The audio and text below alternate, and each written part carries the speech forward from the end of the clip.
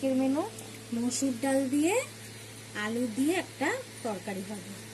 আচ্ছা, মসুর ডাল দিয়ে আলু দিয়ে মানে বড়া করে? হ্যাঁ, মসুর ডালে বড়া করে আলু দিয়ে একটা তরকারি করব। আচ্ছা। তো মসুর ডালটা 2 ঘন্টা আগে আমি ভিজিয়ে রেখেছি। এখন বড়া করে তারপর করবো। কেমনে করি আপনারা দেখেন। বাটারটাতে লবণ আর হলুদ দিয়ে এখন মিলিয়ে নিচ্ছি, তারপরে বড়াগুলো ভেজে নিব। এটা রেডি হয়ে গেছে, এখন বড়াগুলো ভেজে নিব।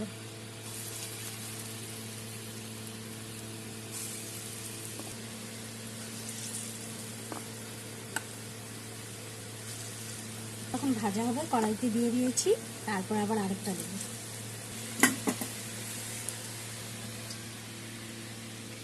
এখানে এগুলো হলো আগের গুলো, আর এটা এখন আবার দেওয়া হয়েছে। আমার বড়া হয়ে গেছে, এখন সোমবার দিয়ে তরকারিটা বসাবো। সোমবারে দিয়ে দিলাম গোটা জিরা, আলুগুলো দিয়ে দেবো, দিয়ে দিলাম হলুদ, মশলা পেস্ট করবো। এর জন্য যাবে পেঁয়াজ, কাঁচা লঙ্কা আর 1 ইঞ্চি পরিমাণ আদা আর টমেটো।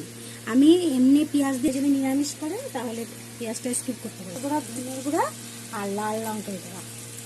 আলু ভাজা হয়ে গেছে, তা দিয়ে দিলাম কত কি পেস্ট দিলে? কাঁচা লঙ্কা, আদা, পেঁয়াজ, টমেটো আর জিরা, ধনিয়া, লাল লঙ্কার গুঁড়া দিয়ে এখন সব কষাবো।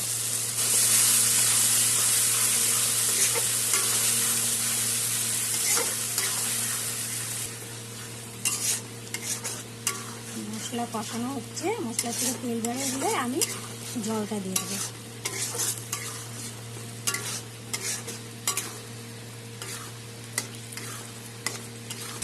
মশলা কষানো হয়ে গেছে, এখন মশলা থেকে তেল বেরিয়ে হয়ে গেছে, এখন আমি জল দিয়ে দেবো। জল দিয়ে দিলাম। আলুটা সিদ্ধ হলে, ঝোলটা ফুটে উঠলে বড়াগুলো দিয়ে দেবো।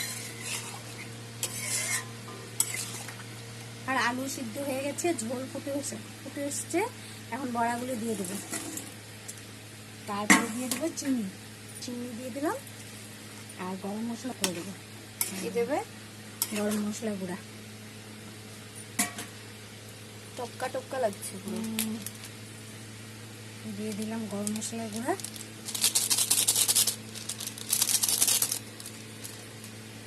কাশ্মীর লঙ্কা গুঁড়া